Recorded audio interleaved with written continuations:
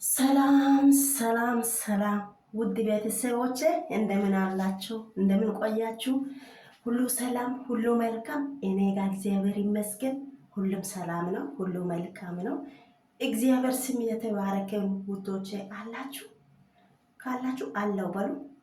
እግዚአብሔር አምላክ ያኑራችሁ። ተባረኩ። ሁሌ እላለሁ ቤቴ ክፍት ነው። በመዝሙር በቃል በምክር ክፍት ነው ብዬ ከዚህ በፊትም ነግሬያለሁ። አሁንም ክፍት ነው፣ ቤት ክፍት ነው። መታችሁ መዝሙር መስማት ትችላላችሁ፣ መጸለይ ትችላላችሁ። በቃ የፈለጋችሁት ታገኛላችሁ። ከዘፈን በስተቀር ሌላ ነገር ሁሉም ምክር ይኖራል፣ ቃል ይኖራል፣ ቃል ማንበብ ይኖራል፣ የመጽሐፍ ቅዱስ ትምህርት ይኖራል። በቃ ገብታችሁ ማየት መስማት ትችላላችሁ። እኔ ለሌላ ነገር እዚህ ጋር መለጠፍ እችላለሁ፣ ግን አልፈልግም። ለዛ ነው በቃል እኛ ከእግዚአብሔር ጋር ካለን ከሱ ጋር ካለን የሱ ነገር እየመሰከርን ከሱ ጋር ካለን ምንም አይጎልም፣ የእውነት ምንም አይጎልም። ስለዚህ የሱ ነገር ይዘን እንውጣ፣ እንመሰከር፣ በመዝሙር እንመሰከር፣ በቃል እንመሰከር፣ በጸሎት እንመሰከር። ምንም አይጎልም። እግዚአብሔርን ማመስገን ምንም አይጎልም። እግዚአብሔር እኛ በደስታ በዝማሬ በጸሎት በቃል እሱን ስናመልክ እግዚአብሔር ደስ ይለዋል። የእውነት በራሴ በኩል እንደዚህ ብዬ ነው ማምነው። እንግዲህ ዛሬ መዝሙር ይዤ ነው የመጣሁት። ከእናንተ ጋር በመዝሙር እግዚአብሔር እናመልካለን። አንዴ በቃል አንዴ በምክር አንዴ በመዝሙር እንደዚህ እግዚአብሔርን እናመልካለን። የቲክቶክ ቤተሰቦችን ለኔ ዩቲዩብ እንዳለ ታውቃላችሁ። ዩቲዩብ ገብታችሁ ሰብስክራይብ ማድረግ ትችላላችሁ፣ ላይክ ማድረግ ትችላላችሁ። እዚህ ጋርም ደግሞ ሼር እያደረኩ ነኝ። የፈለጋችሁትን ማድረግ ትችላላችሁ፣ መስማት ትችላላችሁ። ክፍት ነው ቤቴ። ስለዚህ አሁን በመዝሙር እግዚአብሔር እናመልካለን ከእናንተ ጋር ማለት ነው። እሱ መዝሙሩ በወላይተኛ ነው። እንግዲህ የቋንቋ ባለቤት እግዚአብሔር ነው። ስለዚህ ምንም አይፋችሁ፣ እንዳይደብራችሁ። የቋንቋ ባለቤት እሱ ስለሆነ አንዴ በመዝሙር በአማርኛ በራሳችን በቋንቋ እናመልካለን ማለት ነው። ችግር የለም።